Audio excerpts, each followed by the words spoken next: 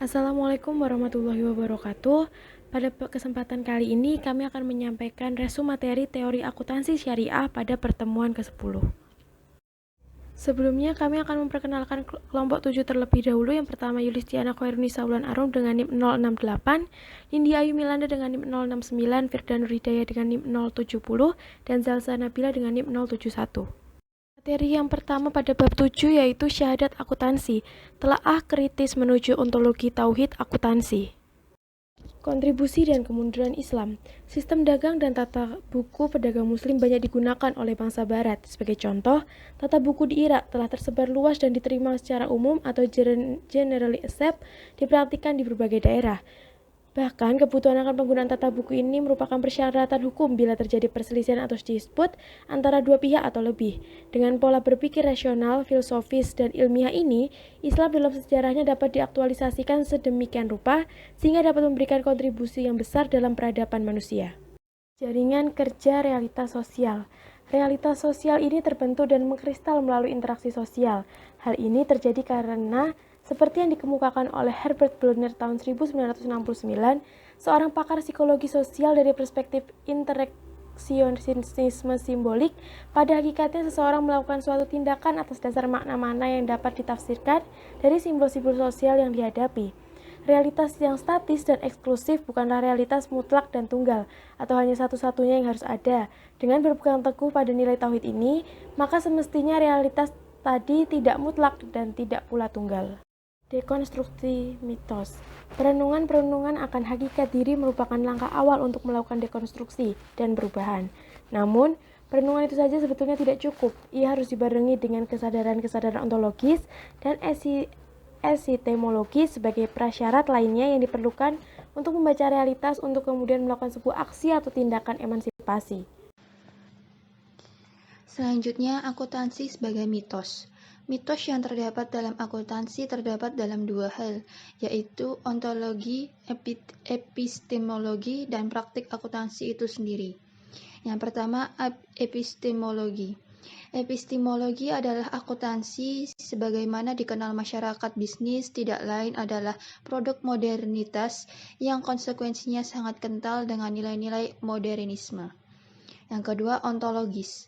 Ontologis adalah berpijak pada filsafat realisme. Filsafat ini mengklaim adanya dunia realitas objektif yang eksis secara independen terhadap diri manusia dan memiliki sifat atau esensi tertentu yang dapat diketahui atau diteliti. Berikutnya, syahadat akuntansi.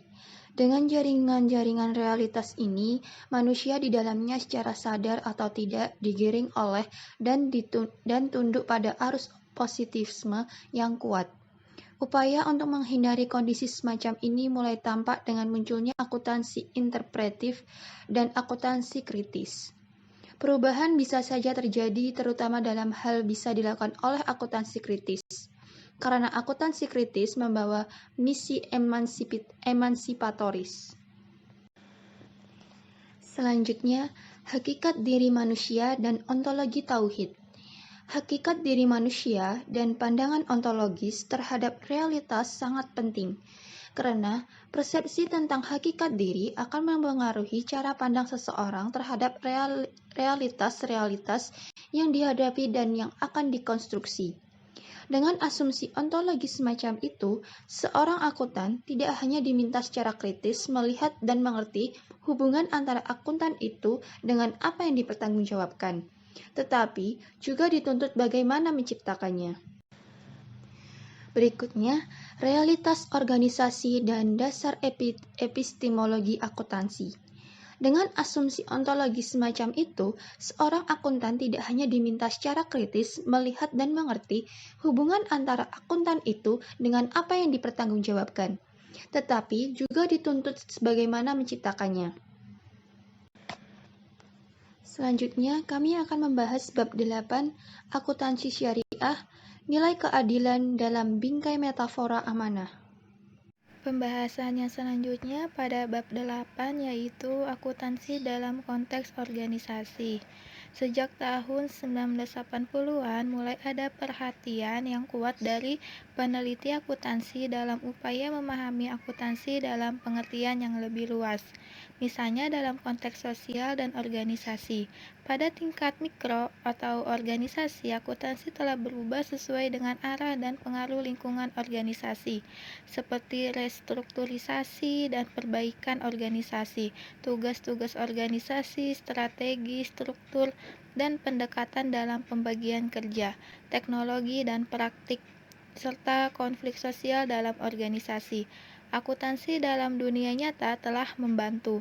Akuntansi dalam dunia nyata telah membantu manajemen dan pihak lain dalam organisasi untuk melihat secara lebih jelas fenomena konseptual dan abstrak yang belum pernah dipikirkan sebelumnya sebagai biaya atau cost dan laba atau profit yang dalam praktik akuntansi sekarang dikenal sebagai simbol yang lebih diterima secara umum. Pembahasan yang selanjutnya yaitu organisasi syariah. Organisasi dalam konteks pembahasan ini adalah perusahaan yang dalam pengertian tradisional mempunyai tujuan yang memaksimalkan laba untuk kepentingan pemilik perusahaan tanpa harus ada kewajiban sosial. Pengertian tradisional ini begitu dominan sehingga sampai saat ini masih banyak perusahaan yang menggunakan konsep tersebut. Pembahasan yang selanjutnya yaitu metafora mesin. Tujuan untuk mencapai laba yang maksimal menjadi semakin mapan ketika organisasi dikontrol sedemikian rupa dengan menggunakan metafora dalam kurung kisaran waktu tertentu. Menurut Morgan tahun 1986 yang mengatakan bahwa kebanyakan organisasi modern dibangun, dikembangkan, dan dioperasikan berdasarkan metafora mesin sebagaimana layaknya mesin organisasi. Dapat diisikan, dipersepsikan sebagai entitas yang di dalamnya terdapat jaringan-jaringan kerja dari beberapa departemen yang bersifat independen. Penggunaan metafora mesin ini begitu efektif sehingga mampu menciptakan transformasi terutama dalam hal aktivitas-aktivitas produktif organisasi dan juga telah meninggalkan kesan yang cukup mendalam bagi imajinasi, pemikiran, dan perasaan para ilmuwan. Pembahasan yang selanjutnya yaitu metafora organisme, yang artinya yaitu memaksimalkan laba dan perilaku mekanistik adalah suatu bentuk kebenaran yang dapat dijadikan referensi yang sahih untuk berperilaku dalam dunia bisnis. Timbulnya stakeholder theory yang dikemukakan oleh Evans dan Freeman tahun 1993 didasarkan oleh suatu keadaan atau hukum yang mengunggulkan kepentingan pemegang saham dan sebaliknya, mensubordinasikan kepentingan pemasok, pelanggan, karyawan, dan masyarakat sekelilingnya. Bila dihubungkan dengan metafora-metafora yang dikemukakan oleh Morgan tahun 1986, maka kita dapat menggolongkan bahwa stakeholder theory dilahirkan dari metafora organisme atau makhluk hidup. Evans dan Freeman dalam mengajukan tesisnya tentang stakeholder theory mengasumsikan organisasi sebagai organisme. Dalam hal ini, berarti orang yang mempunyai hak dan kewajiban.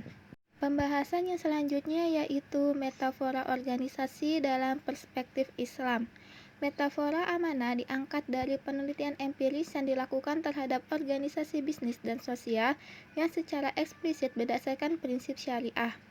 Pihak yang mendapat amanah tidak memiliki hak kepemilikan mutlak atas apa yang diamanahkan. Ia memiliki kewajiban untuk memelihara amanah dengan baik dan memanfaatkannya sesuai dengan yang dikehendaki pemberi amanah. Dalam metafora amanah ini terdapat 3 bagian penting yang harus diperhatikan, yaitu pemberi amanah, penerima amanah, dan amanah itu sendiri. Organisasi dengan metafora ini tidak saja mempunyai kepedulian terhadap kesejahteraan manusia atau stakeholders, tetapi juga terdapat kesejahteraan atau kelestarian. Tuhan menghendaki bahwa organisasi dilakukan dengan cara yang adil. Maksud adil yaitu penerima manfaat dapat menggunakan potensi internal yang dimilikinya secara baik dan seimbang seperti akal sehat dan hati nurani. Jadi, nilai terpenting dari kesadaran yang dimiliki oleh manusia adalah sifat ketundukannya kepada Tuhan semesta alam. Pandangan ini mempunyai konsekuensi yang sangat esensial bagi manusia. Berikutnya yaitu terkait etika bisnis. Kebutuhan untuk menerapkan etika bisnis bukan hanya dari pandangan tradisi Islam, namun juga pandangan manusia yang mempunyai kepedulian terhadap masalah. Oleh sebab itu, bukan hal yang berlebihan apabila bank syariah beroperasi berdasarkan nilai etika syariah. Secara eksplisit, etika syariah dalam organisasi bisnis merupakan konsekuensi logis dari penggunaan metafora amanah dalam melihat sebuah organisasi. Realitas organisasi yang dimetaforakan dengan zakat. Organisasi bisnis orientasinya tidak lagi profit orient atau stakeholder orient, namun zakat orient. Menurut Yuwono 1995, penggunaan metafora zakat untuk mencapai realitas organisasi mempunyai beberapa makna, yaitu yang pertama, ada transformasi dari pencapaian laba bersih ke pencapaian zakat. Kedua, karena adanya tujuan adalah zakat, maka segala bentuk operasi perusahaan harus tunduk pada aturan syariah. Yang ketiga, zakat mengandung perpaduan karakter kemanusiaan yang seimbang antara karakter egoistis atau altruistik, mementingkan kepentingan orang lain dahulu daripada kepentingan pribadi. Berikutnya yang keempat, zakat mengandung nilai emansipatoris. Yang kelima, zakat adalah jembatan penghubung antara aktivitas manusia yang duniawi dan suci. Pembahasan selanjutnya yaitu terkait akuntansi syariah. Akuntansi syariah menurut Yuwono dan Gavikin 1996 merupakan upaya untuk mendekonstruksi akuntansi modern ke dalam bentuk yang humanis dan syarat nilai. Dalam konteks organisasi, realitas sosial dapat diidentifikasikan dengan realitas organisasi, yaitu realitas dalam bentuk organisasi bisnis melalui interaksi sosial. Realitas sosial ini dapat dikiaskan seperti zakat yang telah dijelaskan sebelumnya, dengan epistemologi seperti ini. Produk teori akuntansi yang dihasilkan akan memiliki wawasan yang lebih luas dibandingkan dengan teori akuntansi tradisional. Terkait nilai-nilai dasar akuntansi syariah.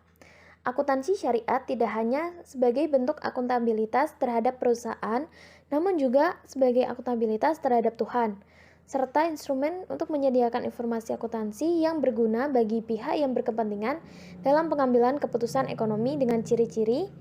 Yang pertama, menggunakan nilai etika sebagai dasar akuntansi. Yang kedua, memberikan arahan atau menstimulasi timbulnya perilaku etis. Yang ketiga, bersikap adil ke semua pihak. Yang keempat, menyeimbangkan sifat egoistik dengan altruistik. Dan yang terakhir, mempunyai kepedulian terhadap lingkungan. Berikutnya, akuntansi syariah dalam mencari bentuk. Pada tatanan yang lebih teknis, yaitu dalam bentuk laporan keuangan, akuntansi syariah masih dalam tahap mencari bentuknya sendiri.